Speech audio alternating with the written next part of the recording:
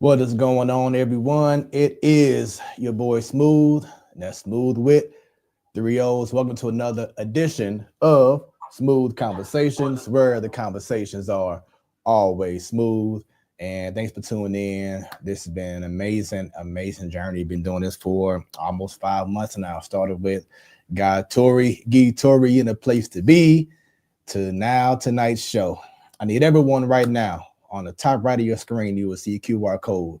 Use your phone, go ahead and scan it and connect with Smooth Productions, anything and all things from the sports talk show, the platform sports talk show, to Smooth Conversations, to also Smooth Creations in regards to customized apparel, you know what I'm saying, making all that happen, and Smooth Moments with photography and videography. So whatever y'all need, Mr. Jack of all trades, I got y'all. I am Mr. Go Ahead Den, DEN.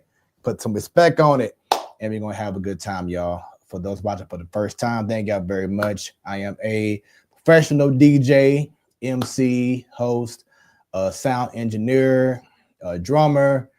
Call myself Mr. Jack of all trades, and just a blessing. Just using the skills, the talent that God has blessed me with, and want to just provide a happy place, and promote positivity for others, and just want to do what the Lord instilled in me to do.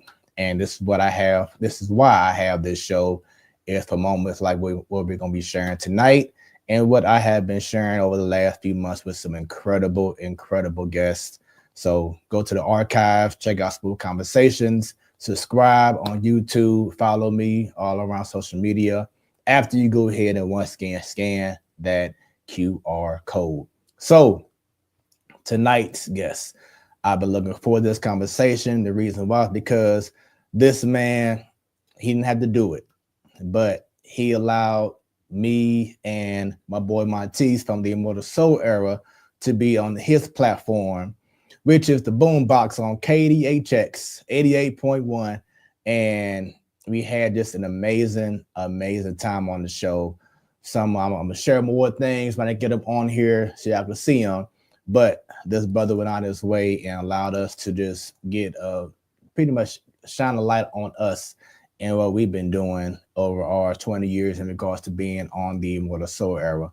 And I say, you know what, I have to return the favor, because this man has some stories that we shared during the show, but after the show. And I'm like, man, I have got to get him on Smooth Conversations. This man is one of the most talented DJs that I've seen. I was just blown away by his skills when I saw him in person on KDHX, and look forward to getting his knowledge, getting his thoughts. I know he has some incredible stories, and we're going to just have a great time doing it. And he does all that while also being a father, something that a man should always have pride in doing, no matter what else is going on. But just being a father is a very proud thing, and we need more fathers to step up to the plate. So we'll talk about so much more with my guest, Soopaman Dj Speed. Hey, what's going on, brother? What's going on, man? How you doing? Man, doing great. Great to have you on the show. I appreciate it, man. I appreciate the platform, and I appreciate being here in this space. Good looking out, man. And hey, I've seen the work. Very impressed with the work, man. So yeah, just keep doing what it is that you're doing. Yeah, man, most definitely. And like I said before, thank you personally for allowing the Immortal Soul era to be on KDHX. It was an amazing time. And the reason why it was so big for me is because I've always, let me first start off by saying this. That was a bucket list that night, because I've always wanted to be in a radio station. Okay. I've always had the vision of, having my own thing on a radio, but then once social media came out with, YouTube Live and Facebook Live and whatever else live, I'm like, oh, I can do this all by myself. Right. So now I ain't got to go chase a radio station. I can go ahead and get my own production going on, and that's what I've been doing. But for you to allow us to be on, you didn't know Monteez, to be like, hey, I want to get you on, but he saw you, I think, at the intersection. You said Music at the intersection is where I met him at. And y'all connected, and when Monteez told me about the opportunity, I said, oh yeah, I have to be there. And then when I said, and it was pretty much this moment right here, y'all. took the dope photo, and it was just an amazing time. Like I said, and we have the recording. We got the I did a video recording of it and everything. Okay. Just haven't put it out there yet. Okay. So stay tuned for that. But that night was once again a bucket list night. I got to thank you for that, because I always wanted to be in a space where I was in the actual radio station and just shooting the breeze, and we did that. Yeah, we did, man. We did, and that was wonderful for me too, because, you know, having the platform that I actually got now, and I've been at KDHX for 6 years, but being on the show and having the platform that I have that's on Fridays, and you know, having a little bit more time to do it, I really kind of sort of, you know, picked a lot of different ideas from other DJs and whatnot to kind of sort of really put some emphasis on some stuff that's going on right here in St. Louis. Yeah. And we got a bevy of talent, man. This is a talented city, no matter how many other people that's in the city don't think that it is. We got a lot of great talent that's in the city, man. And then it's something for everybody. Yeah. So when I actually ran into T-So when we were at Music at the Intersection, he was telling me about Immortal Soul Era. And then I had the opportunity to sit down and check out the song. Like, okay, let me call my man and see if I can get him on, so we can, you know, have him kind of sort of push and promote what it is that he's been doing and what the Immortal Soul Era has been doing. And then you came along with him. So I'm like, all right, well, cool. That makes it even better. So he don't necessarily have to do this by himself. So yeah. So with me now knowing that you were, you know, like the right-hand man in all of this, that made it even better. So it was like, okay, cool. So now we got two brothers that are actually for real about this whole thing of hip hop, dead serious about the culture, which was one of the things that I am. I'm dead serious about the culture because I'm a B-boy at heart still. Yeah. So when you have people that have the passion for the culture and you see it, it's only fair and fitting that you're able to sit and talk to them and then share what it is that you know and share your platform with them, just in case, you know, some of like my people didn't know who Immortal Soul Era was. But once they heard the song and they sat down and had the conversation that we had, because it wasn't really an interview, it made it even better. So now you got some more people that's actually checking out Immortal Soul Era. So since we were on the show, and I'm not sure how many times you played the song since then, but have you got any feedback from Sonic Beauty? Oh man, Sonic Beauty. My son actually likes Sonic Beauty.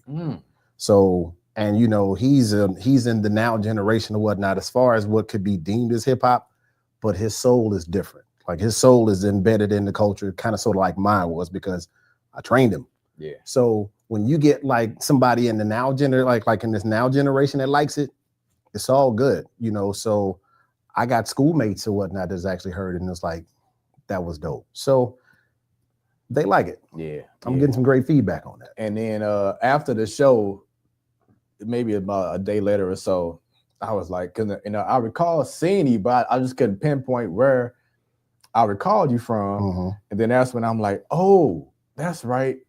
Turn the Table. And because the one time that I was actually on stage doing my thing, you was there, and of course my boy Steve Jinx. Shout out to him, my Smoooth Productions fam, and also salute to my man Steve Jinx. So all the select and everything, and I'm like, that's where I recall him from. So it was just cool to, like I said, be able to, you know, meet you and just have that conversation. What was like one of your biggest takeaways from the conversation that we did have? Wow. So knowing now what I didn't know before on how heavy and how deep you guys were into being Immortal Soul Era, you know, and dealing with a lot of the transformations within the group and all the rest of that stuff, and how many different, you know, pieces that you've actually had to go to the puzzle, and you made that one puzzle, and then you start to move on from that one to keep making puzzles. Well, the one thing that I really took away from it, and one thing that I really liked about that whole conversation that we had, was no matter how many other pieces of the puzzle it was still it was for one, you still gotta keep moving. Two, you had like the nucleus of said said puzzle that never changed. Everything else around it changed, like the surrounding parts of the puzzle may have changed, but the middle of it, the core of it, was still the same. So you just kind of sort of just move the chord and then just put it over to the side and then just put some other surrounding pieces around the puzzle. And it worked. And you still got a complete puzzle and you still got a work of art. Right. So that the one thing was that core, with you and T Soul and other members that were, just like part of that core. So yeah. But it was really the whole connection between you and T Soul for real. Yeah. And I understand that because it's kind of sort of the same with me in the world that I'm in as far as skating. So, it's been group members or whatnot that's in the crew, but it's been a solid core. So no matter if the other group members or whatnot have to do their own thing, because life's, right. We're all aware of that. But even with that being said, if they were like, okay, I think I'm ready to, get back into the swing of it, we got you open arms. You know what I'm saying? So it hasn't been a breakup. It's just more so like a pause in what it is that we're doing. Yeah. So I was able to really relate with that because of similar situations. Yeah. So before we continue on, as you see, I have the DJ booth because you talking about two DJs who be holding things down. So I had to set the vibe right by having the DJ booth behind me as a dope backdrop for the show. Yeah. But also we got some drinks here. And we got to go ahead and give a toast, man. Two brothers doing amazing things, promoting positivity. Yes, sir. From the boombox to Smoooth Conversations. So cheers to us. Salute. Enjoy. Oh, wait a minute. Here we go. Now.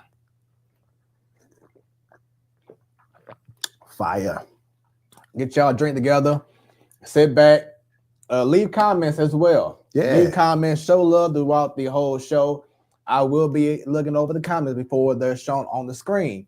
But we want to just shower this man with so much love. If you have questions, story that you want to tell, whatever it is, leave comments and I will look at it and I'll have it shown on the screen.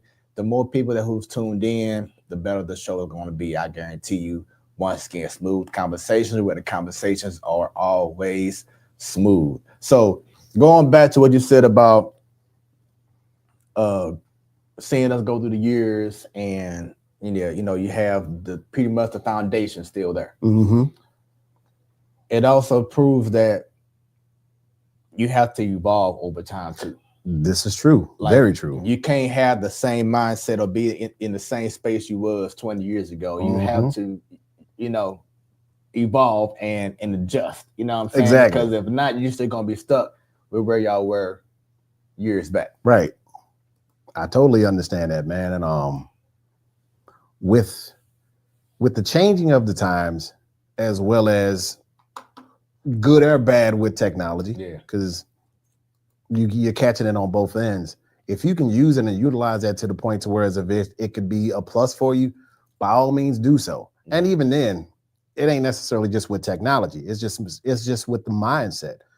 You can have again, and I use this a lot now. You can have a core mindset, but then you got to be able to adapt with that core and be able to reach other people with that core. You can talk the language that but incorporate another language to whereas if other people can actually listen to hear, just catch in and go, hey, I might like that. So then now you're drawing them in by speaking a little bit of the language that they know, right? But then still giving them the language that you know. Right. Shouts out to one of my best friends, Miko. He's out there in New Mexico right now, holding things down.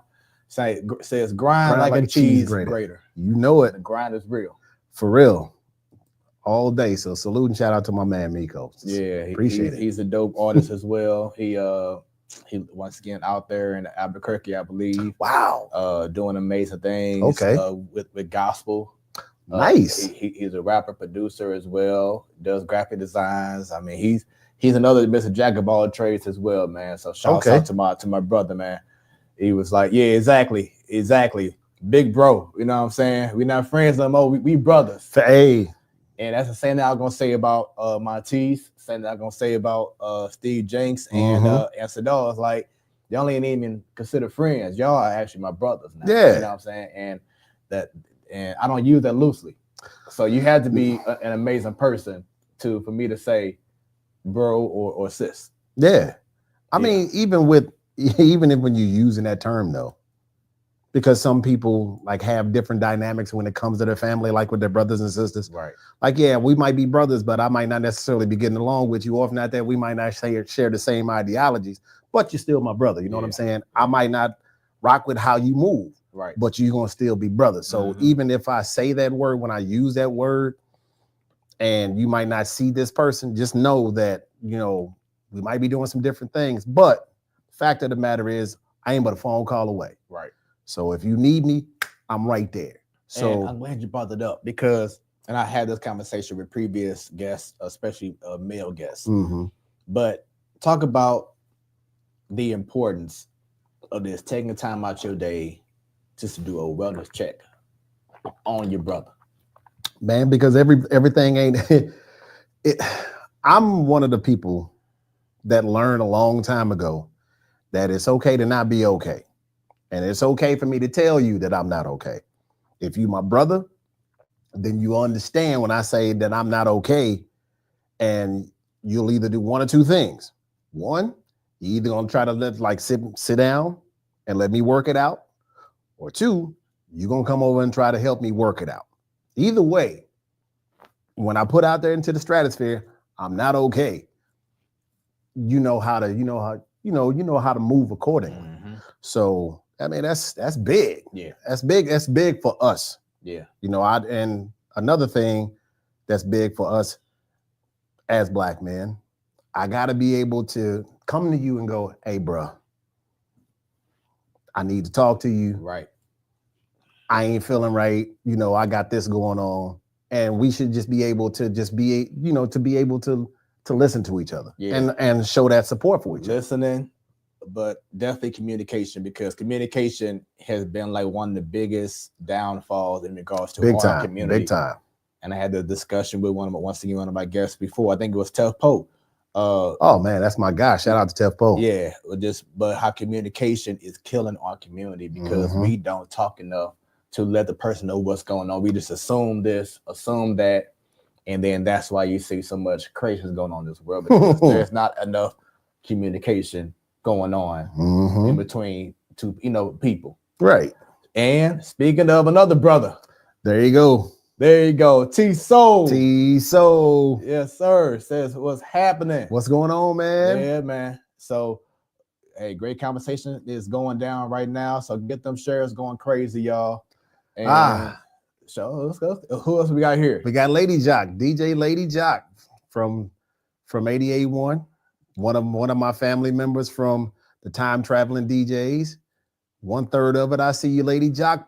Bam! Shouts out to you. Shouts out to you. I need everyone to share this stream right now. Let's get as many people tuned in. Yeah. And showing love about these this next couple at least hour. I'm gonna definitely say at least an hour. At the very least. He got me for a whole 60 of them. Because I want to say that we did the interview. It was like a good hour and a half.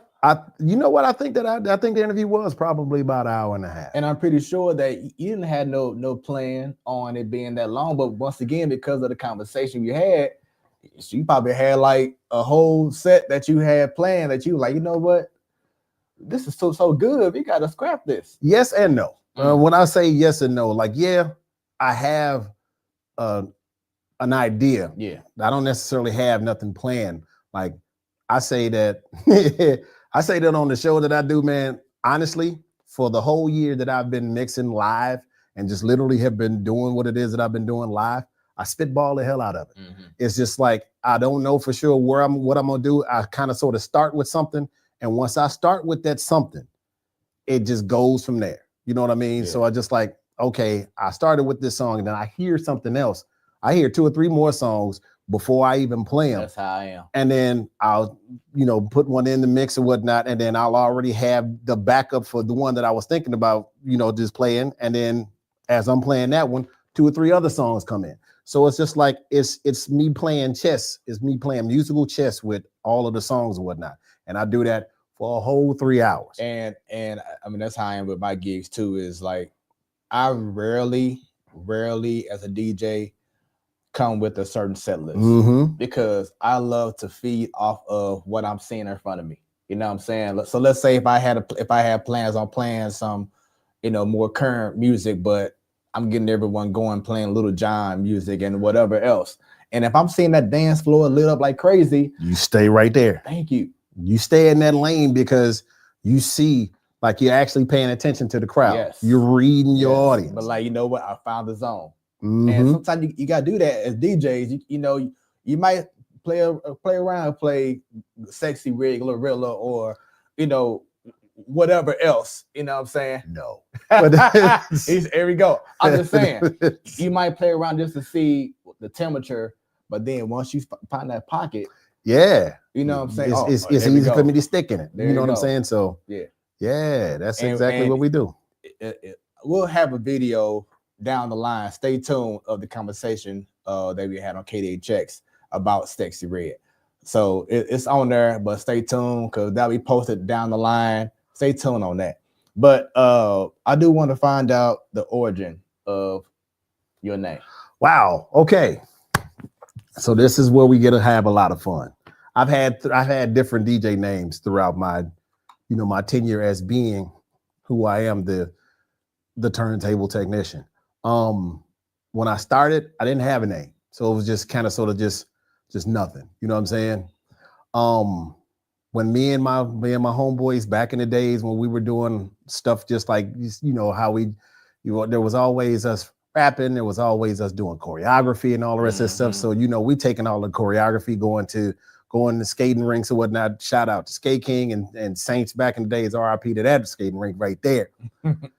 Sheesh, the things that we did in the party rooms. Good Lord. Man. Yeah. Thank God those walls are down, because if they was able to talk, boy. And thank God social media wasn't what it is. Ooh. Yeah. Whew. So we would take all of what it is that we were doing, like especially with the routines, do the dance routines, and then we would learn how to skate from the elder skaters and all the rest of that stuff. So we just had a wild idea that we were just gonna start rapping and all the rest of that stuff. Like, I didn't really want to do it. I really was for real into DJing because my father, God rest his soul, was a DJ. Mm-hmm.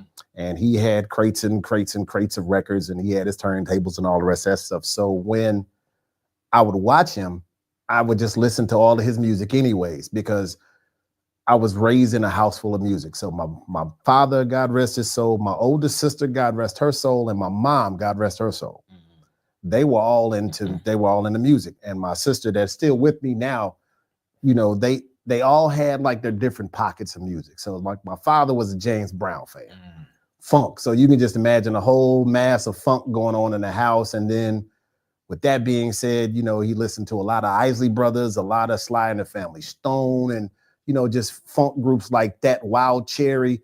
He stayed in that funk mode. My older sister was eclectic. So you can easily go to, and she was all over the board with it, which was real good because she'll go from one end to listening to Grateful Dead. Then in the middle, she'll end up having some Phoebe Snow and some Janis Joplin. And then on the far end, she'll be listening to the Shy Lights and Teddy Pendergrass and Marvin Gaye, which was her favorite entertainer of all time. My younger sister would listen to a lot of stuff that was along those lines, but then she was real into a lot of some jazz. So she would listen to Webster Lewis, Patrice Rushen, right along with everything else. And my mom was just like the base of it, which was gospel. Yeah. So there's James Cleveland in the house, Walter Tremaine Hawkins, the Clark sisters, the Winans, everybody, you know what I mean? So it was I got all of that in the house. And then out comes me. You know what I'm saying? So I got this whole big old gumbo pot of music that I'm just kind of sort of just walking around listening to.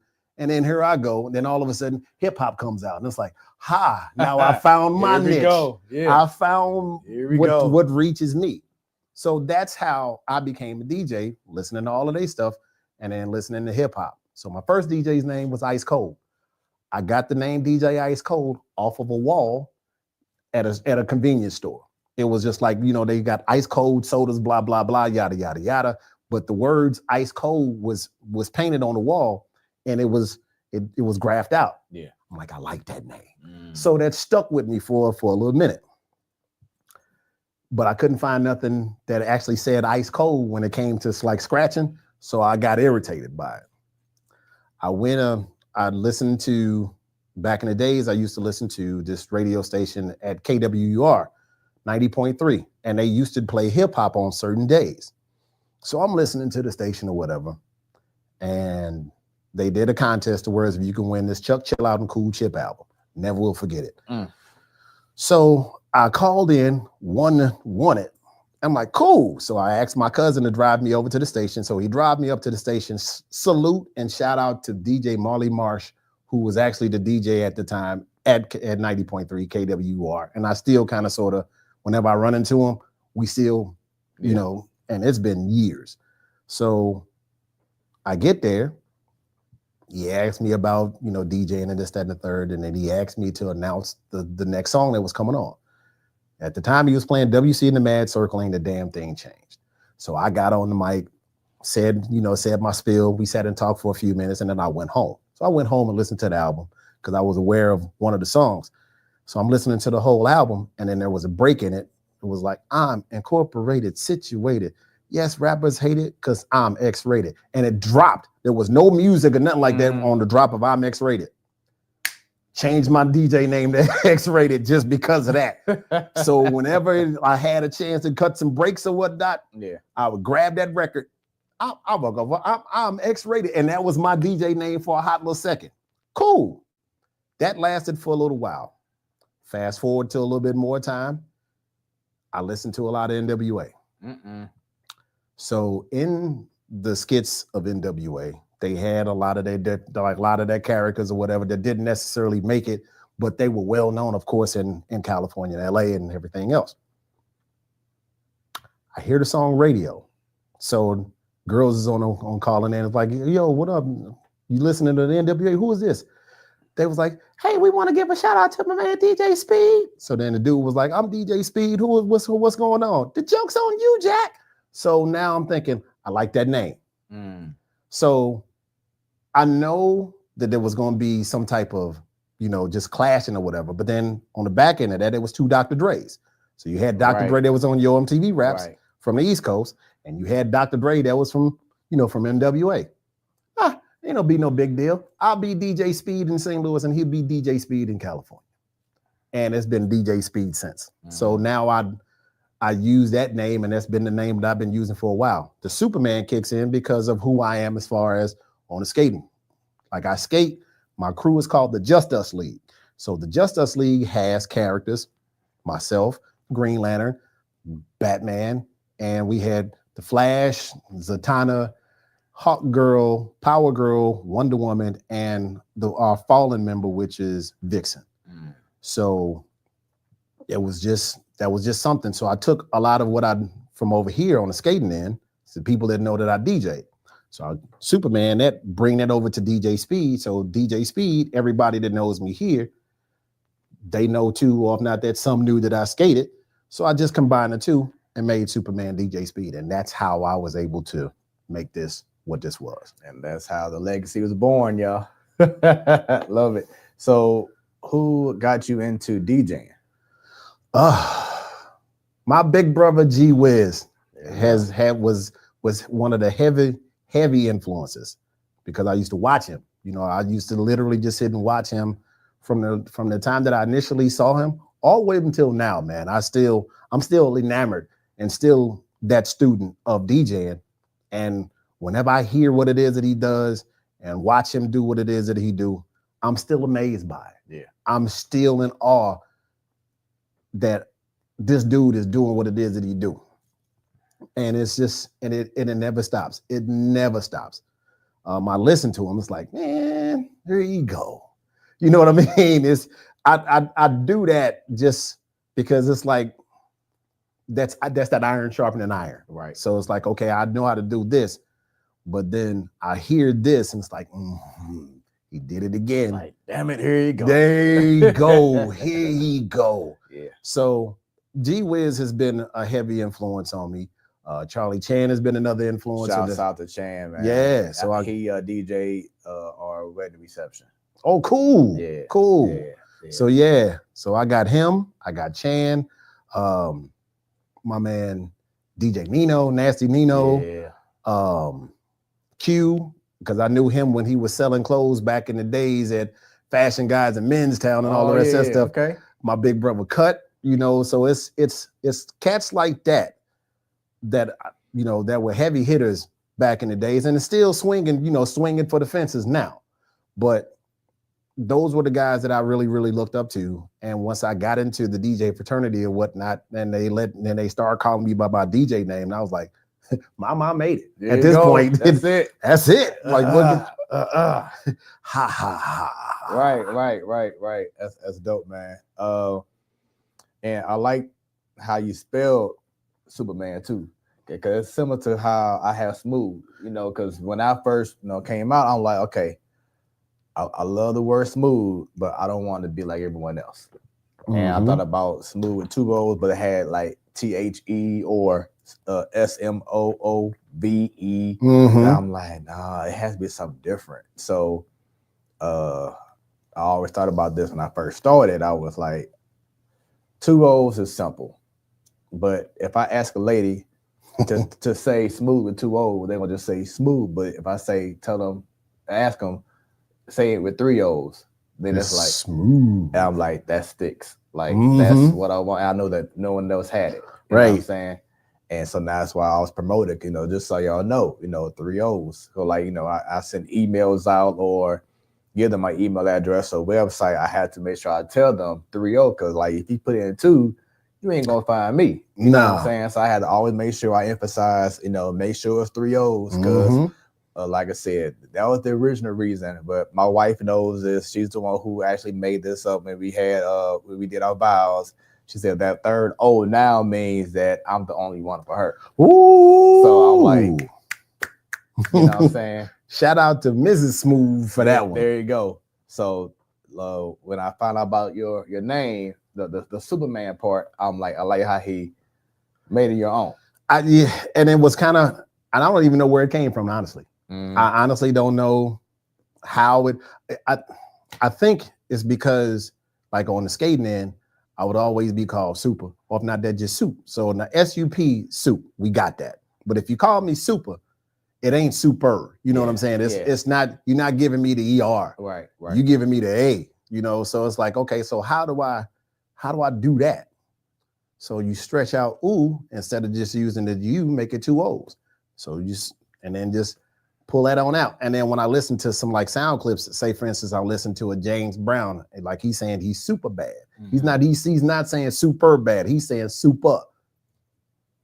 There you go. So then once you start listening to stuff and you start putting them pieces to the puzzle together, there you go. And then once you find it and it sticks, you done struck gold. Yeah. So me going up into the DJ world, I was self-taught. But then I'll see other DJs doing their thing, or see online or in concert, whatever it is, and like, okay, I like that. So how about yourself? I started out scratching on my component set. You know how back in the days you get the radio, the stereo that's got the tape deck, the radio, and then the turntable on top. Yeah, that's exactly how I started to learn how to do that on a warp record. So I know what I heard, and I was trying to emulate that sound. It did not come out great. I mean, I'm here to tell you, I don't have a problem with sharing this at all. It was horrible.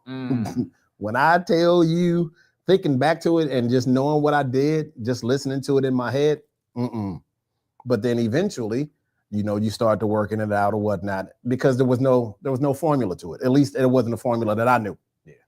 So once you start to look at it and you look at you pay attention to the label and you know exactly where that label is, when you get to a certain point, then you start using, start making eye contact and using your hand-eye coordination, and then everything started to work out. So eventually it went from to getting the jiggy jiggies down. So now that I got the jiggy jiggies, how are they making it to where they cutting it out and then cutting it back in? So now you have to manipulate the volume knob, and there was no crossfade. It was the big knob. So you have to turn your knob and use that to manipulate the sounds, to cut it out and cut it back in, to use that as a fader. So you learn how to do that, and then I kind of gradually just did that from there. Your sister in KDHX. Hey, what's going on, y'all? KK, what's going on? She was on the show a few months ago. Really? Oh, word. Yeah, you got that a conversation. Ha ha! I got to check that out. Yeah, great My girl, conversation. Kalanda K. What's happening? That's little sis. Period. That's not even little sister on the air. That's just little sis. Period. Yeah. You know, that's one of the ones the words of like we kind of sort of just click, and then every time we see each other, it's a whole lot of fun, whole lot of stupidity. But then too, I can actually sit down and have conversation with her. Yeah. You know what I'm saying? I can get a female's standpoint on a lot of on some things and whatnot, and I'll be able to get that blunt honesty from her. Yeah. And I like that. I like being able to have that honesty, the straight up honesty, just no holds barred, no smoke and mirrors, nothing, no smoke up your butt, straight up. Yeah. So and it's needed, you know what I'm saying? Yeah, it's needed. It balances you out. And I'm glad that she actually put a comment in, because I had been thinking about this, and we had the discussion as well along with a lot of guests. But collaboration. Mm-hmm. The collaboration versus competition. When you hear that, what comes to mind? Collaboration versus opposed to competition to me is just like you're pulling everybody in. So everybody is on the same playing field. You're not trying to battle against them per se. Friendly competition, yeah, but it's not like it's not malicious. Right. And sometimes when you get in competition, there's a lot of malice. There's a whole lot of the crab in the bucket mentality, to whereas of, you trying to step up. So you pulling everybody down in order for you to get up to where it is that you're trying to get to. Mm-hmm. And it ain't got to be like that. Right. It does not have to be that way at all. So hence the reason why I'm in the collective, say with Lady Jock and G Wiz. I'm the baby brother in the bunch, but I'm doing something that they do, but I have my own little something that I do different from them, but it's not me doing it different from them because I'm trying to be better than them. This is just what I bring to the table. Mm-hmm. And they respect what it is that I bring to the table, just like I respect everything about them, what they do, what they've done in this whole thing of DJing, and what they bring to the table. And then, as we discussed prior to the show, there's money everywhere. Yeah. It's not going to run all of a sudden. Oh, wait a minute, it's too many DJs or it's too many singers, so the money, no. It's always things available. And so with that, Kalanda, we got to collab on some future projects. So without a doubt. Smoooth Productions, Kalanda K, stay tuned. And just like how you allowed us to be on your platform, you know what I'm saying? Things can just go so much better in this world. Yeah. If we just come together and do more things. Because that's been one of the biggest knocks about St. Louis, is that we don't support each other enough. Yeah. And also something deep that I want to also bring out, which probably hasn't been said, but it needs to be stressed out even more. But our race, we criticize our own more than any other race do, you know what I'm saying, their own. Mm-hmm. And it's very sad that happens. I mean, we are quick to first, we lift them up for a second, but then they have that longevity of success for so long, then you want to find ways to want to knock them down. You want to find the kinks in their armor. Exactly. And it's like, I never understood why there is so much, whether it's hate, jealousy, whatever it is, but why is it that our race, and yes, even like our music definitely, man. And being in the realms of hip hop, that's the one thing that burns my drawers up real bad, because it's like, I'd say that the younger artists, I'm not even going to consider it. I'm not going to say hip hop. The younger artists that are in rap music or whatnot, the levels of disrespect that they have for a lot of the elder statesmen and whatnot, right? It irritates the hell out of me, because, and I've heard comedians actually use this as an example. Like, you'll never hear, you never heard Herbie Hancock getting aggravated and pissed off at the late great George Duke for doing what it is that he does. You know, there was never no beef in between the two of them. Like you'll never hear like now, you'll never hear Esmeralda Spalding be disrespectful to Stanley Clark. You know what I'm saying? It's just like that's it, there's a level of respect that goes with that. But you know, it was just stuff like that was going on, man. It's like I don't understand why why this is now is like for hip hop and in some cases R&B. You know, that's just the thing to do now. There's always been a level of respect, right? And this is what I grew up around. I grew up around levels of respect. So I'm not going to be disrespectful to somebody else, and I'm not going to allow disrespect to be coming towards me either. So if I know that I'm not going to do it, then I'm not going to do it to somebody else. And going back to what you said about being malicious, like I shouldn't have a claim to fame because I just criticized, critiqued, or put to shame some other cat. Right. You know what I'm saying? That should be my claim to fame. I ain't getting nothing out of it because I mean, it's just as easy as it is for me to give it. I know I can get it back. And then get mad. Oh Lord. Don't have a clap back and then you getting your feelings. Oh my. Speaking of which, you know, I have to go ahead and talk about this now because this is going on right now in the world, y'all. But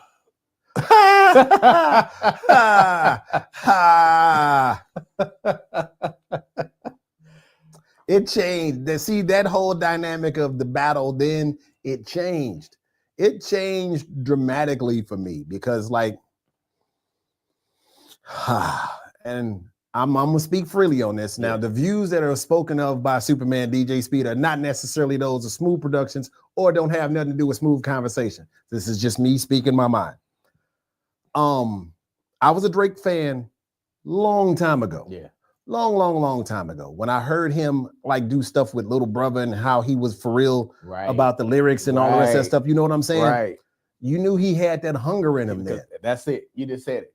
Because he was hungry. He had a different type of hunger about him then. And it was just like, to me, it was a breath of fresh air. Just like somebody coming in from another generation and he has the mindset and he has the gift and the drive to want to do this different from what it was what's out there then. Then eventually he became all of what was out there. You know what I'm saying? So, and it wasn't like he didn't stick to the recipe that he came out with. And I understand that sometimes this may just be his time to, to grow. This might be his thing. I'm not going to knock that. But when he got to that point, I didn't, I kind of sort of just stayed away from it because I heard what it was that he was talking, but he wasn't talking to me. Right. So then that was just my outtake on it. Kendrick, on the other hand, he has that, like, I can sit and legitimately listen to what it is that he's saying. If I don't necessarily understand it, I can close my eyes and I can see what it is that he's saying, and then it's like, there's a thought, there's literally a whole lot of thought that got put into what it is that he was doing and a lot of the messages that he was trying to purvey and trying to get across. Hence the reason why my man won the Pulitzer Prize for To Pimp a Butterfly. That's the type of stuff that I listen to because that's the type of hip hop that I'm used to listening to. Right. So when it came to this whole thing of the battle, and I listened to both, I listened to it and I was like, okay, this is cool. It kind of gives you the feel, the words of it staying on wax, which was great because we've lost too many people on GPs just because they were trying to push that envelope and try to see what they're talking about, if they were really about their life. So once you heard it, and I'm like, all right, this is cool. And then I heard songs by Kendrick, and it wasn't Not Like Us. It was a couple of them before that, and I was like, ooh, yeah. Anytime you have that face, golly, like how you gonna come back from that? And then Not Like Us came out, and it was like, there's no coming back from that. And there's people, and I've heard people say, like, yeah, Drake was kind of sort of suing the record label because of stuff that was going on before then.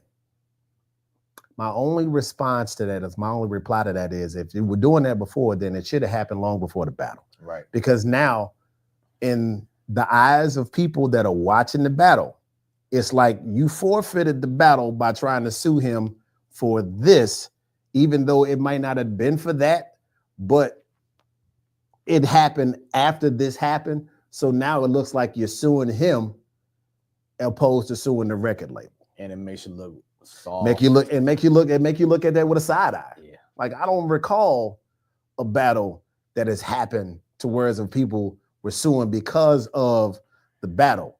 I'm from the era of, you got NWA, all 4 members of NWA versus one Ice Cube. They said all of their songs and all their little subliminals or whatnot, and Cube just hit the nuclear button with no Vaseline. Yes, he did. After that, you didn't hear no more battle after that. Okay, my bad. Nah, we cool, we Yeah. cool. But then too, he was on the other end of it too. Right. Where him and Mac 10 and Dub C was in West Side Connection, going after Common. Yeah. They shooting the whole day, almost shot a whole album to where they was just taking stabs, taking jabs at Common. Common dropped one song, The Bitch in You. I don't know for sure if I can say that, but that's the name of it. That's the name of the title. That's the name of the song. So he dropped that one. There was no more talks with West Side Connection to the point to where if they actually had to have Mr. Farrakhan come in and like, hey, we need to make peace. And that's what ended up happening. I like those battles. Yeah. To whereas if you're going to give me something and then just let it keep going out. Yeah, but I'll kill your baby mama and stuff like that. It's like ain't even called for. And then also, for what I understand, me being an older person as well, but rap was never made to be about promoting violence. No, not at all. I mean, now like defending yourself because like the after police type stuff, that's one that's thing, different, but not in regards to you literally want to murder someone. Right. Yeah. Like you can't go. Yeah. It's been taken to a whole nother level now. And people are actually losing their lives because of this now. They're using rap as a weapon. Yeah. And and it's now about people liking it. Right. You know what I'm saying? It's popular for me to like this. You know what I'm saying? Yeah. And it shouldn't be. It should be about the likes, but it shouldn't be about the likes to the point to whereas if it's going to be a detriment to the hip hop community, the Black community, right, and just music on a whole. Right. Yeah. Very unfortunate, man. Yeah. So, you brought this up previously before the show, but the Platform Sports Talk Show. Once again, scan the QR code and follow Smoooth Productions. You'll see everything about Smoooth Productions. But the Platform Sports Talk Show is something that I've been doing for, it'll be 8 years. Cool. Next year. And our show is streamed on Facebook, YouTube, the X, Instagram, the whole nine. Check him out. Also, it's live on Hot 365 Radio. Shout out to my people over at Hot 365 Radio, especially my dudes, DJ 7 Deuce. Yes. Man, I've been rocking with Deuce for a good little minute, man. He is a cool brother. Shouts out to him. When he got word about the sports talk show, he instantly gave me an opportunity and was like, I want to put this on our platform. And it's been about 3 years now that we've been on Hot 365 Radio. And he said it's been doing amazing. We've been basically we're part of the family. And I was looking because I follow them on social media, especially on TikTok, and they love to have 3 DJs performing these sets. And I'm like, wait a minute, the dude on the right of the screen looked awfully familiar. And I'm like, wait a minute. I'm like, who is that dude that's hold things down? So check out this video. Let me know what y'all think.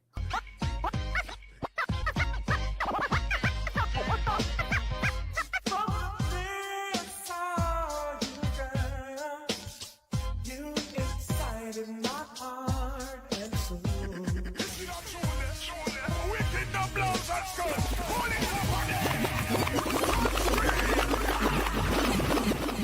Nah, bullshit. Bullshit. Nah, we ain't even now. This ain't 30. We ain't got no time to waste. We ain't got no goddamn time to waste.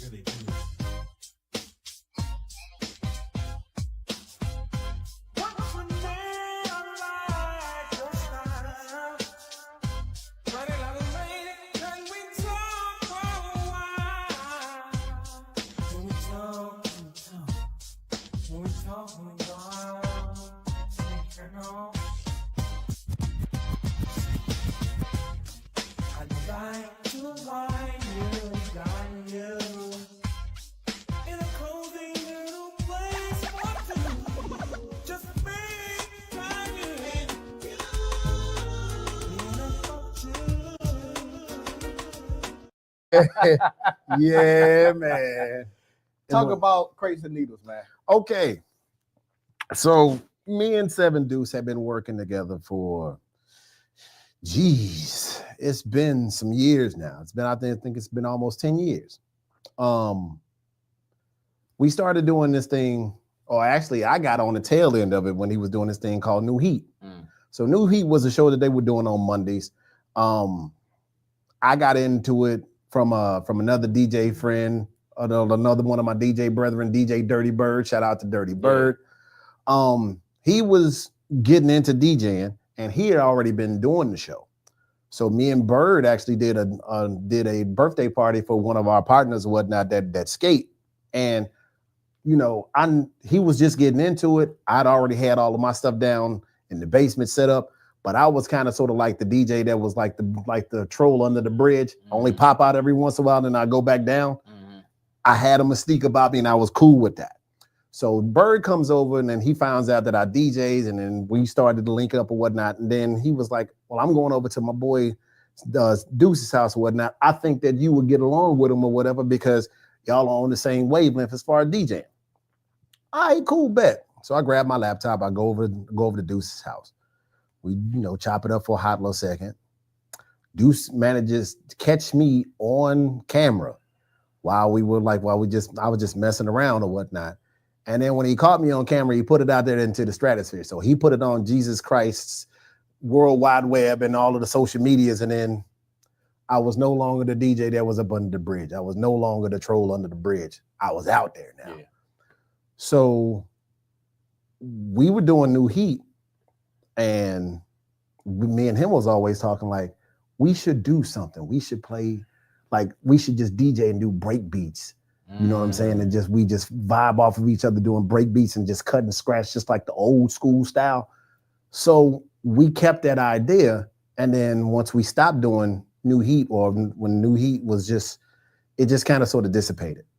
So we had this time slot to where it was like, oh, we can do this. So then that's when we came up with the idea of Crates and Needles. And it was just the two of us for a hot little second. DJ Flex, who I like to call Uncle Flex, came in one day and was like, he was kind of vibing, and, he added another element to it. So then that's when he became part of Crates and Needles. And now what you see is DJ Seven Deuce, DJ Flex, Soopaman Dj Speed, Crates and Needles, 3 DJs, 1 sound. And it's been that way ever since. And I love the dynamic because the same, for what I saw, it was, you may start off with an acapella or whatever, and then Deuce will come in, do his thing, and then it goes right over to Flex. Yep. So I like the dynamic. Yeah. And it made me think about a period that we all probably don't want to go back to, which is COVID. Yeah. I don't want to go back there on purpose. And right. And I would say for me, that period changed my life because it brought more life to the Platform Sports Talk Show, because it allowed people who wasn't normally available to talk, whatever, they had free time. So we took and maximized that opportunity, and that's how the show grew during that period. So as a DJ for you, in which, you know, we all had years that, you know, may have to be postponed or held off for a minute, but then like you brought up Dirty Bird, you know, he had club quarantine, and that was like the biggest thing going on. Yes, it was. Which had me wanting to do, you know, live streams with me and my crew, started doing live streams as well. But just talk about for you, going through that time of the pandemic and how it was for you and how much it affected you. Honestly, I guess because I wasn't really for real out there, you know what I'm saying? I didn't look at it as like anything bad. All it really did for me though was it allowed me to really hone in on what it is that I was doing. And, you know, still being an astute student of music, it just allowed me to study my music a whole lot more, really made me just sharpen my skills a little bit more. And it allowed me to watch and see what was going on out there and to see if I was actually able to go out there and be in that realm of many of DJs that were out there and they were killing it. You know what I mean? The pandemic literally brought out the best to me in some DJs. And Bird was one that happened to catch lightning in the bottle. Sure did. And when he got it, he ran with it and he took off with it and still like out to this day, he's still out there soaring. So he went from, you know, having to do a job and all the rest of this stuff to whereas if he actually made that his job. So now he's in a place to whereas if his platform is big and we owe that to the pandemic. So if for him that worked out, for me, I still kind of sort of was hesitant, you know, to really get out there and do some things. But then eventually I was like, look, dog, you gonna have to get out of your own way. Yeah. Like all of your peers and all of the people that are around you, they're giving you good reviews about what it is that you're doing. You're not doing bad at all on the boombox because you're able to bring a whole different avenue then, whereas I was just playing music opposed to just mixing it. So I was able to do something there and it's like, okay, I got a bunch of ideas. I don't know what I'm gonna do with it. I got a platform. I can use what my ideas on this platform and everything can be good. I got DJs that I can actually talk to and ask them, you know, can I use their platform? Or if not, they get some hints and clues and all the rest of that stuff for what to do. So once I started getting out of my own way, then this is when I started doing all of this. And now it got to a point to where as of past the pandemic, or part of it was doing a little bit during the pandemic, but I was able to be one of the DJs on the stage of Music at the Intersection. You know what I'm saying? I was able to meet some of these people. I'm able to go on some of the stages. Like I'm able to be a DJ that was actually on stage at the Duck Room at Blueberry Hill. Right. You know, so the pandemic literally made me put my chess game on and mentally move and maneuver, think about my next moves and what that was going to be.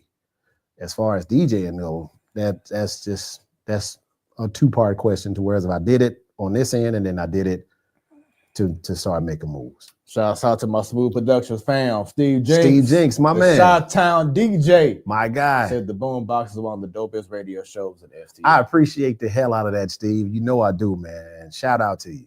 Yeah, man. We got a gig coming up this weekend, so stay tuned. Smooth Production is gonna be doing our thing. You know what I'm saying, out here holding things down. Okay, cool. So going back, you brought up Music and Intersection and other events. I love to ask this question to spoken word artists and to rappers, but talk about from your perspective being performing in front of a crowd and knowing that you got that power. You know what I'm saying? Knowing that as soon as you do your thing, everyone is gravitating to what you're doing, and it's like it's you. You know what? Honestly, I'm still amazed by it. I'm still just dumbfounded and honored at the same time that people are actually listening to me. You know what I mean? I thought about it from way back when I started doing it. And, you know, I just did it as a hobby or I just did it just out of fun. I never thought that it would I probably imagined it, but, you know, I didn't necessarily think that this was going to come full fruition. It was going to be a reality. So once I get that opportunity to do it and after I'm done, because I don't know what happens when I'm on stage, I kind of sort of just go into a zone and just think about what it is that I know how to do, and then I just apply that and just pray to God that the crowd is actually rocking with it. Mhm. But what I do is something different. It's not like it's being done every day. So if I'm able to do my job and then, you know, incorporate what I know to the people and they actually rock with it, and then I hear the cheers and all the rest of that stuff after the fact, that's when it really hits in for me. Just like, I can't believe I did this. Yeah. Like I'm on this stage and people are actually, you know, rocking with me. They're actually listening to me. Because in my mind, I'm still just like the dude that's in the back that's playing music. That's just low key. You know, I'm the better supporting actor in the movie more so than I am the lead actor in the movie. So I'm just that's just me and that's just my role. But it's humbling for me. It's an actual humbling experience, and it's an honor for me to do what it is that I do. Has DJing taken you to certain levels that you didn't think you get to in regards to like going to certain states or out the country or anything? It's getting there. It's actually getting there. For me, it was just for me to get on stage, you know, just to get on stage and have people see me. But on the back end of that, like I would have never, if I didn't do this and I didn't get out of my own way, because I put that out there for the, you know, just because it's necessary. If I didn't get out of my own way, I wouldn't have been able to meet people like DJ Qbert, which I actually have a conversation with DJ Qbert like I've known DJ Qbert all my life. Like I sat and talked to him when we did Payne Lewis, the first day we did Payne Lewis, and we were out there on stage after everybody had cleared out. We were standing up on the stage and we were just sitting having conversation with him, myself, Charlie Chan, DJ Moff. The three of us were just sitting there having conversation with Qbert like we had known this man for 30 years. Right. We were sitting out there talking for an hour and a half, man, before he had to get up and he had to move. And then the next day, I had the opportunity to meet the God MC Rakim. Whoa, wow. Oh my God. So I meet Rakim. I'm on stage because I'm the house DJ for Payne Lewis. Salute to my dude John and everybody at the Midwest Avengers, SO, so-and-so, all of my guys, man. Everybody that's involved with that whole Midwest Avengers collective. But I'm on stage being the house DJ for the artists that are coming up to perform before Rakim. And a lot of them were from Chicago. And a lot of these people are for real hip hop heads. So they are really into the DJ culture as far as mixing and scratching and cutting. So now one dude gets on stage or one group gets on stage, I'm doing a little something for them. Another one gets up on stage and they allow me to do some other stuff for them. So by the time the third act come up, or from all the people in Chicago, hey, you still the DJ up there? Give me some of that what it is that you. So now I'm like did cuts and scratches for everybody, or the vast majority of the crew from Chicago, some from Kansas City, and some from actually from Kansas, and then Rakim goes up. So DJ 33 and the Third, which is Rakim's DJ, didn't have his equipment. Oh, so we got turntables up there, but he didn't have a mixer. So my mixer was there. DJ 33 and the Third used my mixer for the set that him and Rakim did. Wow. So shout out to DJ 33 and the Third, because now I got a link with him to whereas of, you know, he watches the boombox when I do my show, when I do it on social media, he chimes in every once in a while. And, you know, we sit back and instant message each other real quick and then just keep it moving. So that's another level of motivation that I got. Man, and it goes back to once the collaboration, because you could have easily been like, oh no, you know what I'm saying, whatever, he ain't gonna be using my stuff, but you just, hey, it's available, it's love, it's respect, and that's the mentality that's missing nowadays. And we know what that's like. We know what it's like as a DJ. You know what it's like to whereas if you have your equipment, but then there's something happens to it, to whereas if you gotta, you know, ask another DJ to use the equipment use theirs because something happened to yours. Yeah. It's only fair and fitting, man, that like we can't not, because we are basically the conductors of everything. So we hold and we doing our thing for for the crowd and for the music and for the culture. So with that being said, it would be stupid of me, or if not that real selfish of me, to whereas if this DJ needed to use some, to do his show and he can't do it because, nah, bro, go ahead and use it. Go ahead. Yeah. That's not me. And so he used it. We sat down and rapped the taste afterwards. I got him to sign my record, and I got the God MC to sign the Follow the Leader album. I got him to sign that. I got a picture with him. I got a chance to sit down and rap to him and talk to him.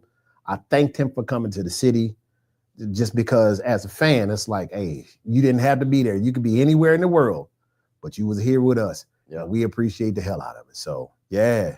So let's go back to KDHX real quick, because about a year ago or so, there was a big story about them letting go a lot of personalities. Yeah. Talk about that experience, and were you worried about your position? Were you told, hey, you good? Talk about that behind the scenes if you don't mind. That whole situation was something, and that's mildly putting it. That was something. I don't know, and I still don't know to this day the backstory on what happened and why they were let go. But some were let go, and then out of solidarity and out of being solid with these people that they let go of, they left. So some people they gave the the heave ho to, and the other people was like, well, I'm leaving. They gonna let them go. I might as well go with them. So I'm just sitting in the back, just kind of sort of watching it. Big brother, of course, I reached out to Big Brother. Yeah, it's like, hey, what's going on? Like, it's good. Like, do I have anything to worry about? He say, nope. So once he told me I didn't have nothing to worry about, then I was good. Right. I'm going to listen to G Wiz, because G Wiz has been part of that whole organization. He's been part of KDHX since its inception. So I'm going to listen to him. So while they were doing all of the movings and all the rest of that stuff, it was a few of us that was still there. So I was still there. DJ Lady Jock was still there. G Wiz was still there. My dude Orlandez was still there. My dude Iceman was still there. Boogie Ray and some other DJs. We were still there. So when all of the moves everything was starting to happen,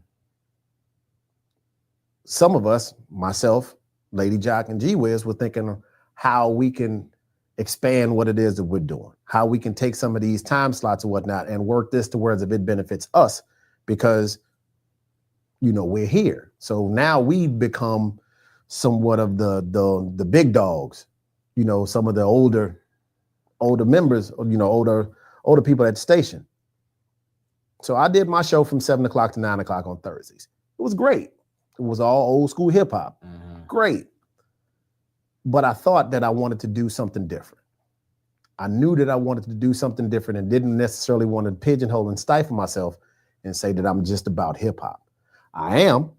My core is hip hop, but I love music. Yeah. So now I'm like, okay, let me see if I can move this show from 7 to 9 on Thursdays to from that to 4 to 7 on Fridays. For one, it gives me an extra hour. Two, it gives me a platform to whereas if people that did not know, or if not that people that wanted to hear something different on the radio that they were familiar with, I give them that familiarity, because this is what I used to listen to from 4 to 7 on air when we was listening to Magic 108 and 100.3 before it, you know what I'm saying? Like a lot of different radio stations that had their own identity here in the city that people can actually gravitate towards. That's what I was going for, as well as to bring that feel of real good, just how it felt. It felt good when you heard a lot of these songs. So once they gave me that opportunity to move from Thursday to Friday, that worked. And G Wiz and Lady Jock moved their shows, and they combined their shows. Instead of having two separate shows, they got one big show. They collab. Yeah. You see what I'm saying? So, and we are able to, we're interchangeable. Yeah. So if G Wiz is there, Lady Jock ain't there, and Wiz don't want to do the show by herself, don't call his little brother. I'll come in and I'll work the show with him for 4 hours. Or Lady Jock, or either or if not that, if I'm not there to like if I'm not there to do the boombox, either one of them can fill in my slot from 4 to 7, and they can do the boombox the way that they do it. Mhm. They don't necessarily have to follow my format. They just get on and do what it is that they do and how they want to do it. Now, if they want to do it in the manner that I do it, or if not that because there's a certain, because of the integrity of the show and they just want to stick to that format, that's cool. But they have the flexibility to whereas if they can take that 3-hour slot, still do them, but still make it about how the core of what the show is about. Yeah, it's all about making people happy and just feeling good when they do what they do. And it's just good to have that feeling of knowing that you got family. Yeah. Because that's how I feel with Smoooth Productions, with Sadal and Steve Jenks. And it's a benefit for me because I don't have to worry about doing everything no more. So now we do events. I can focus on more, maybe not do as much DJing because now I can entertain the crowd more because, I'm a performer from being in the band and being an MC. So I know how to move the crowd. Something that right now, Steve Jenks and Sadal, that's not their strong suit right now. They just love to just be behind the ones and twos, which I love to, do my thing behind the ones and twos, but I like to also engage because you want to get everyone entertained as well. So it gives me opportunity to get out there. And while Steve, I'll say this because you heard Steve. When I say his skills are just simply amazing, I'm out, and as you said before, being a student. No matter how long you've been in the game, you always should be a student. You know what I'm saying? You always want to learn things or just be like, wow, that's amazing. So that's what I get from, being with Steve is that I hear things, I see things that he's doing. It's like, that's what it's about. You know what I'm saying? So he brings an element. Sadal brings an element, you know what I'm saying, with his music and what he brings to the table. And then they see what I do as well. And along with performing for the people, you know what I'm saying? That's my strong suit is being able to read the vibe and take it there. You know what I'm saying? So it allows them to focus on their strengths while I enhance it by, you know what I'm saying? I like that word, enhance. You know what I'm saying? While I do what I do. So it's like a great blend about what Smoooth Productions is all about. It allows each one of us to bringing different elements, kind of like what was the old cartoon Captain America? No, Captain Planet. Captain Planet, you know what I'm saying? Earth, fire, wind, rain, whatever. You come together, it's just it's dynamic. I think I like the analogy of Voltron a little bit better than Captain Voltron Planet. too, of course. I'm a Voltron, because Captain Planet to me back then watching cartoons, Captain Planet was kind of hey, that was my show. I watched it, but it wasn't like a Voltron or it wasn't like a G-Force. You know what I'm saying? The whereas if you get all of these parts and then all of a sudden you make this one that make this solid. And so after Voltron and of course Transformers, but then you had like the Power Rangers. How they all came together as one. Whatever. But y'all get the you get the gist of it. I mean, I'm just saying, like you got to think we old. We some old people right here. Talking about Captain America? No, it's only one Captain. That's Captain Planet. But anyway, right? See, so it's what it is.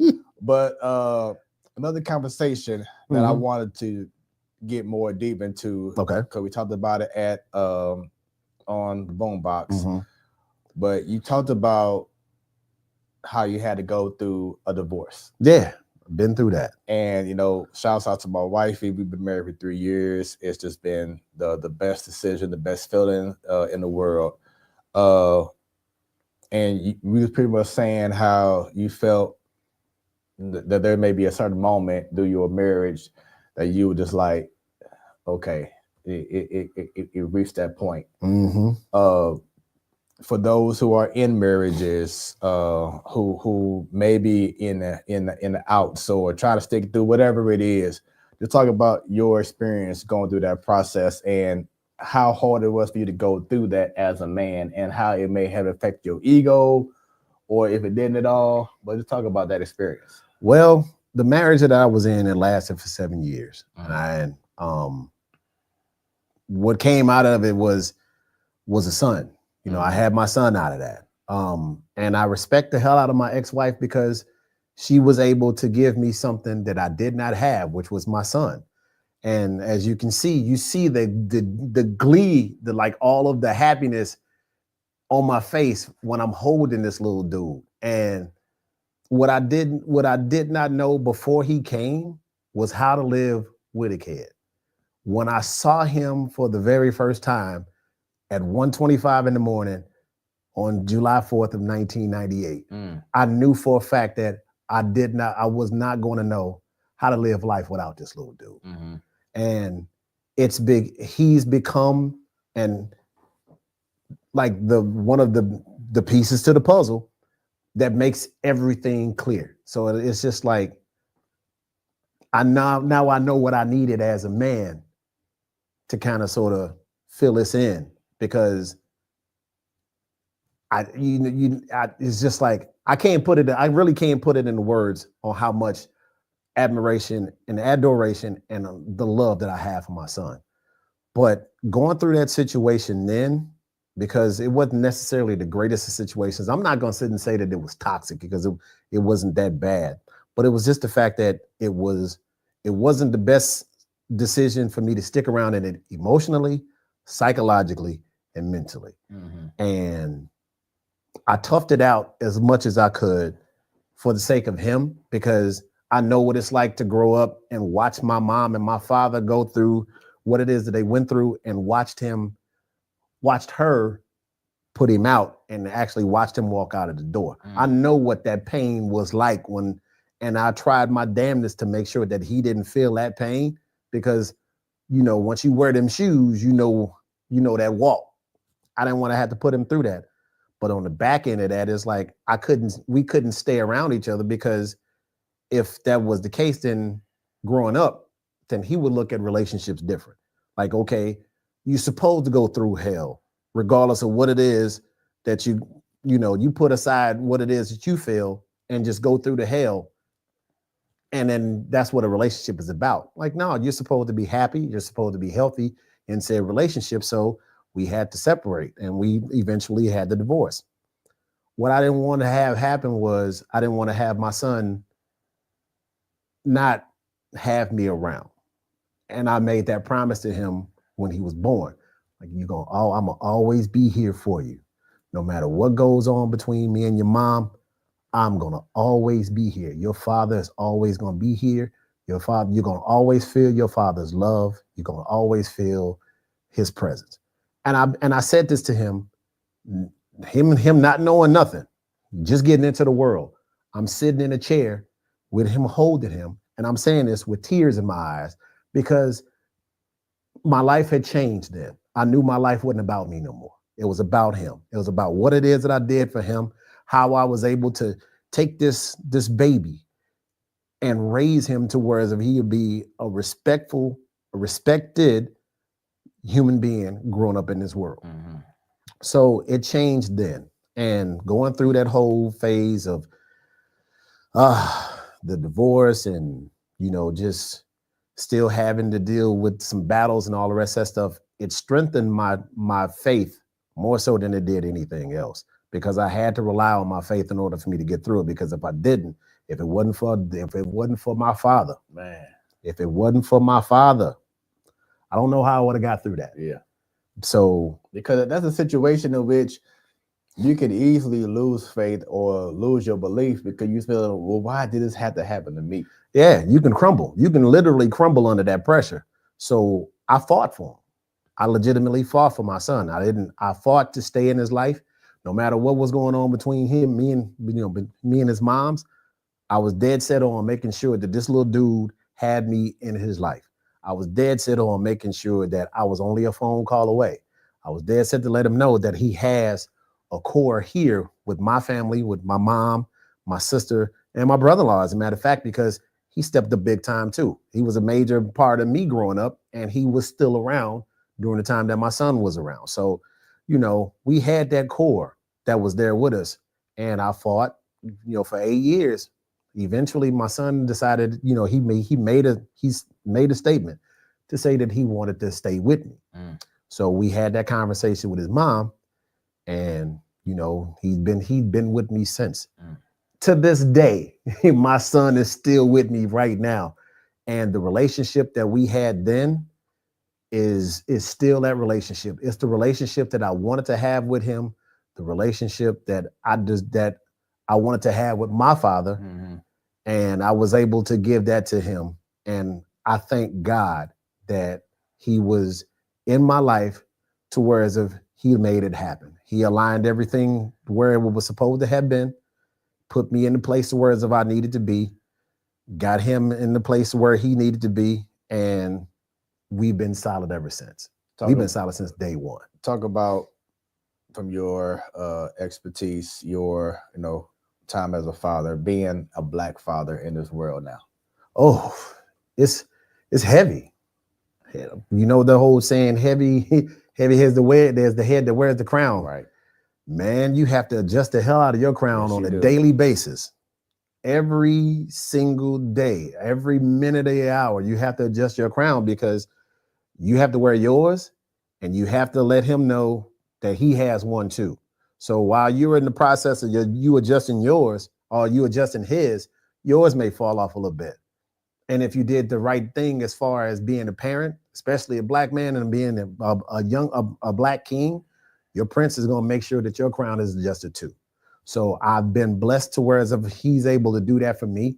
I put a lot of energy into everything that I do now, Smooth, because I want to show him that you can do it. You can do whatever you want to do. Yeah. Don't let nothing stop you from, if you got goals and you got the drive to do it, go at it. Go balls to the wall, because in this shell, you only got one chance in this shell. Make the best out of every 24 hours that you get until you don't have no more 24 hours. Hey, and my brother Sadal said this a couple years ago.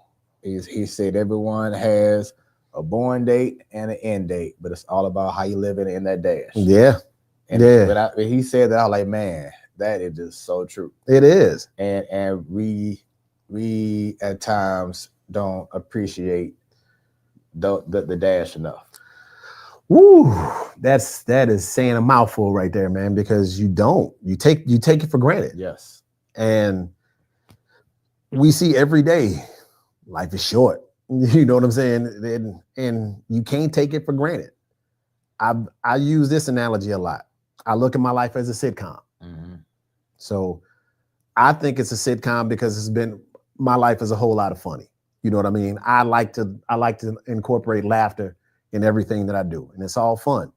Just like a regular sitcom or whatnot, there's always serious moments to where if you have to figure out how to get through it, and the world is open to it. So in my sitcom, I have seasons. My seasons are the years that I've been on this earth. And I'll be going through another season on the 9th of December. So I'll have a whole nother season that I got to go through. The network, which is the higher power, all of God and everything that he does, he keeps the sitcom going. Yeah. I've been lucky enough to have a son. So now I got a spinoff of said sitcom. Right.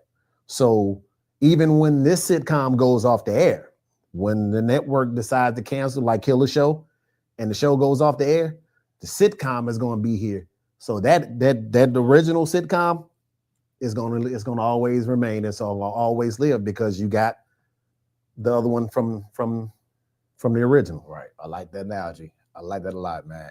So when it comes to your son and relationships, how much does he look to your advice in regards to relationships? Well, especially knowing, what from what he knows you've been through with your past. We sit down and we talk. Like we legit sit down and we have conversations and we talk about it all the time. So he listens. He's a student. He's a student of life. So he'll sit down and listen. And yeah, there might be some button of the heads or whatever, because of course that goes with the territory as a young man. You think that you know a lot of stuff, but then the elders, they know because they lived it, and you thinking that they don't know what you're talking about because situations is different. but we've seen that before. We've seen all of that. So we know exactly what it is that we're talking about. And I don't try to beat him over the head with it. We sit down and we talk. Like, if he don't understand me, I try my best to get him to understand. I might not understand him all of the time. So I have to sit back and be receptive and listen to him. I can't talk to him like a little kid no As more. if it's your way or that's it, you know, whatever. Right. You know, like you said, it has to be a two-way street. But the main thing is, like, especially with us fathers, is that the best that we can do is try to put our children in the best position to live a great life. That's what we need to do, is to put them in the best position. You know, give them, hey, I've been there. This is what I did. You don't want to take this route that I took, because you're going to go down a certain path that, unlike myself, maybe you can't take it. Right. Because, you know, times are different now. We built different. Exactly. We built forward tough. Yeah. So, yeah, I don't want to talk at him anymore. I talk to him because, again, he's older. So you can't talk to him as a little kid anymore, because he's a young adult. So you have to respect the fact that he's a young adult and speak to him with the same respect that you expect to get back from him. Yeah. So the aging, it changes the dynamic of the relationship a little bit more, but it's still, at its core, it's still a solid relationship. Nice. Yeah, because I have a 23-year-old son, and I have a 9-year-old daughter. Okay. So, like, when you brought up in regards to talking, the conversations is different. It's different from talking from my son when he was 9 years old, talking to a baby girl. Ooh, it's totally different. Ooh. So you definitely have to be mindful of the approach and how you present and how you parent. You know, it's different. It damn sure keep you on your toes, man. You ain't lying. It makes you look at life all the way different too. Because if I can do this with this little dude that's mine, I should be able to do with everybody else, and I should be able to speak with them with common sense. Everybody ain't got it though. So right. So yeah, I applaud the hell out of being a parent. I thank God that my mom instilled a lot of stuff in me as far as, you know, love and compassion and understanding and a lot of that good stuff that we get from moms and my grandmother too. What I got from my father, even though it was kind of spotty all the way, it was spotty until I decided that I needed to fix that relationship. I needed to mend that relationship because it was broken. And I didn't want my son to not have his grandfather around. I know what my father was like. My father, even though he might not have been there when I wanted him to be, he was there when I needed him to be. And what I got from him, when I got that from him, I'll never forget it. Yeah. So once we've repaired that relationship, I was happy to say that there was 3 generations of us. You know what I'm saying? And that meant the world to me all the way until he passed. And my mother didn't make it to my son's graduation, and that was a major blow. That was a major blow for all of us. But my father was there, so my son had a grandparent for representation for the graduation. And I wish I posted that picture, because it's been 4 years, just this past Monday or whatnot, that my pops passed. There's a picture that I have in my phone, if not in this phone, in one of the older phones or whatnot. There's a picture with me, my father, and my son at his graduation. I'm getting that picture blown up. I'm putting it in the basement, and that's going to be like the gist of me in the cave and, the man cave and having the turntables and all the rest of that stuff. It started from that right there. And this is what it's all about.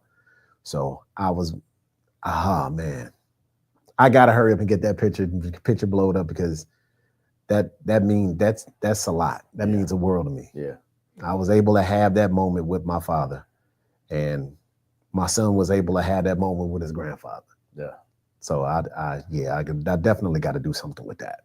That's amazing, man. So before we wrap up this smooth conversation, what are some advice that you have to some up and coming DJs who try to get their feet wet in the game, and just some stuff that you learned from some wisdom that you learned from your time starting up to how you are now? Listen, you hard-headed ass DJ. I'm gonna need y'all to lean on some of us that's been in the game for a good little minute. We didn't know everything when we started this, and some of us had to learn on our own, like legitimately. Starting from in the mud, we had to learn on our own. But we also learned from other DJs. Now we're in that collective to where we can ask other DJs how to do certain things, or if not that, ask about the technology that's being used, or sit and go, hey, is it okay if I sit in with you one day and then watch what it is that you do? 8 times out of 10, you're going to get the DJs to go, yeah, come on through. Use us the same way we use each other, because this is still a learning process. Yeah. Study the hell out of your music. Whatever music you playing, study your music. Study your crowd. Pay attention to what's going on. Don't just be out there just playing music willy-nilly or whatever and just expect everybody to just rock with you. Pay attention to them. Sometimes don't be in a hurry to bring in other music, bringing in other songs. It's okay to let the song play out for a couple of verses. Right. Let the people feel what it is that you're doing. It's a bevy of things that I could sit down and talk to you about, and I'd be willing to do it because I'm from the era of the game is to be told and not to be sold. So if it's anything that you need as far as asking about DJing, you can get me on the social media. You can get me via text message. You can actually call me. I don't have a problem with sitting down talking to other DJs and whatnot as far as helping them out and, doing some stuff. And if they want to learn how to scratch the way that I scratch, come on. We can sit down and I can work with you. There we go. I'm all about working with people, man, because again, I was in that situation before and I know exactly what that felt like to not know. And then once you finally figured it out or whatnot, you were able to, for real, connect with other people. Yeah. So don't be afraid to use the sources that you got, man, because we all in this thing together. And I'm glad you brought it up because a cool moment of the interview on KHX was when you had me to. Yes, indeed. And I told him, I said, this was actually my first time being on vinyl in years. So, in which he doesn't know this, but after the show is over, this turntable is set up, y'all. And I'm gonna actually have him because I'm a student and there's certain aspects that I want to learn to be better with my DJing. Okay. So I'm gonna have him show me some scratching tips. So stay tuned for that. I'm with it. So we gonna rock it. The wifey gonna be upstairs like, oh, this is about to be a whole party going on down here at the TSC. But I definitely want to, learn more. Get better. Okay. And better at my craft. But so we're gonna definitely rock out as soon as we done with this stream. Yeah, it's gonna be dope. But also everything you said is absolutely correct. If you want to get better, you speak up. Yeah, speak up. Let it be known, because the more that you put yourself out there, the better that you're gonna be. Don't just stay in the box and say, "Oh, well, I ain't trying to learn this. I'm gonna do my own thing, and that's it." It can take you just for so far. Right. I think that you don't want to have the mentality of whereas you're trying to be the smartest DJ in the room. Right. You can't have that. I was going to say another point to be made in this whole thing is, besides the fact that just ask for help. Like he's about to do. I had the point at the tip of my tongue, and I was legit, and it was a solid one, but I can't remember it right now. But nonetheless, a lot of the stuff that I said, man, just go with that. Just don't be afraid to study the music, all music, not just don't limit yourself. And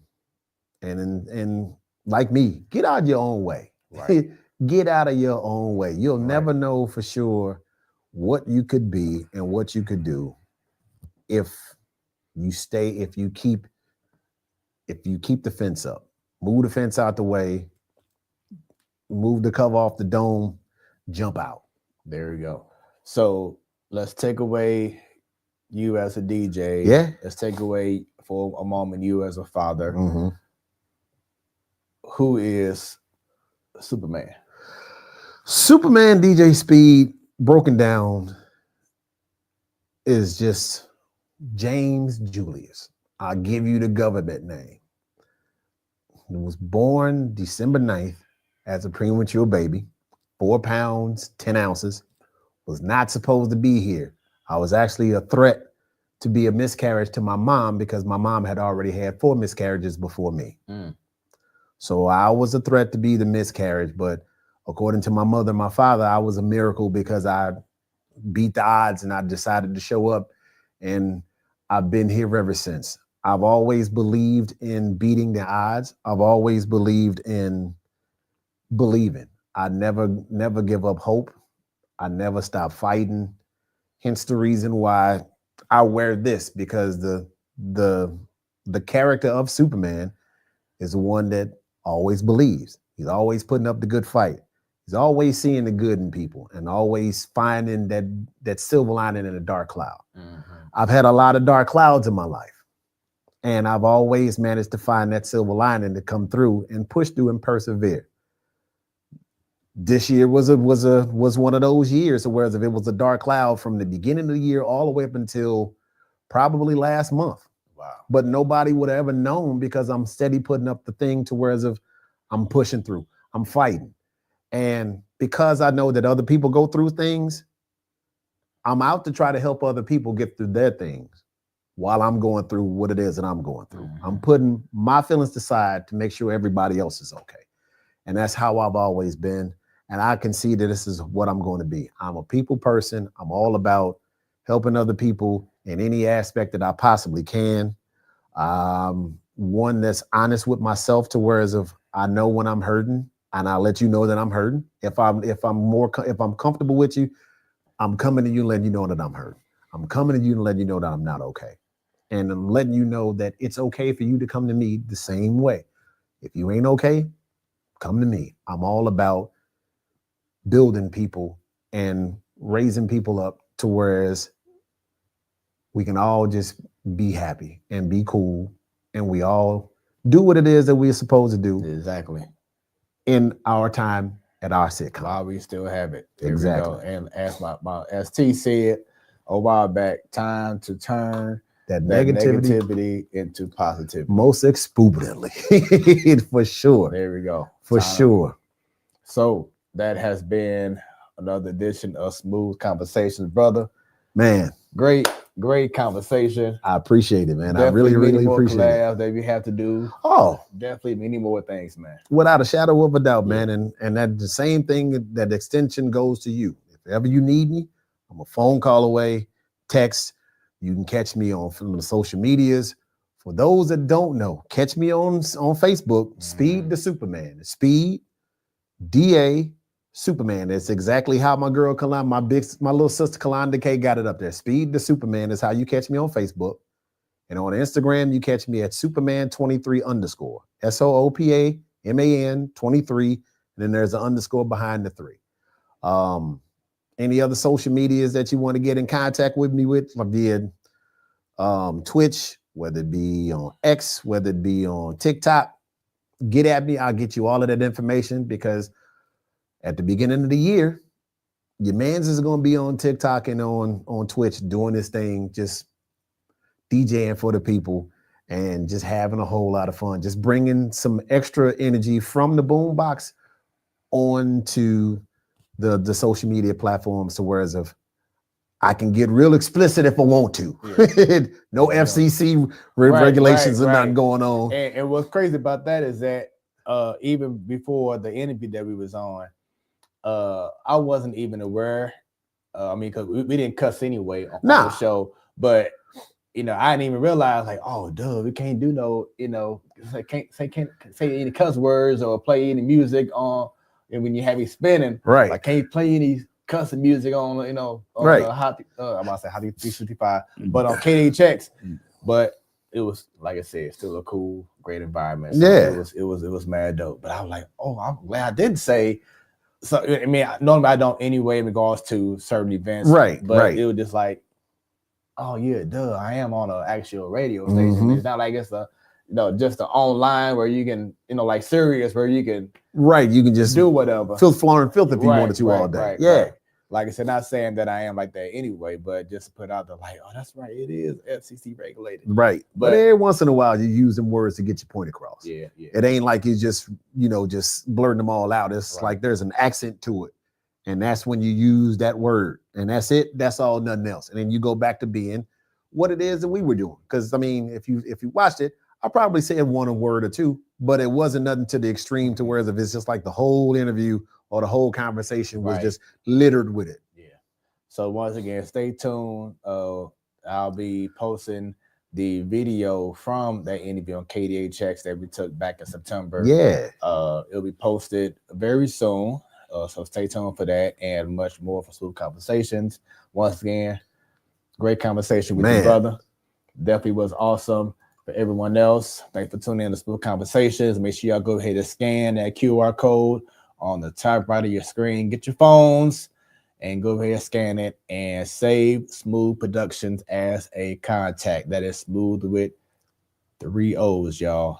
Everything from this show to the Platform Sports Talk Show to anything and all things Smoooth Productions. Go ahead and give that a like and enjoy the journey. Also, follow Smoooth Conversations on YouTube. Subscribe and click on that bell and check out the amazing conversations I've had with some amazing people who's doing amazing things. Stay tuned for the next show. It's going to be another great Smoooth Conversations. And with that being said, we out this thing, Smoooth Conversations, where the conversations are always smooth. Y'all have a great rest of y'all evening. About the jam these 1s and 2s, man, and have a good time. Y'all, peace.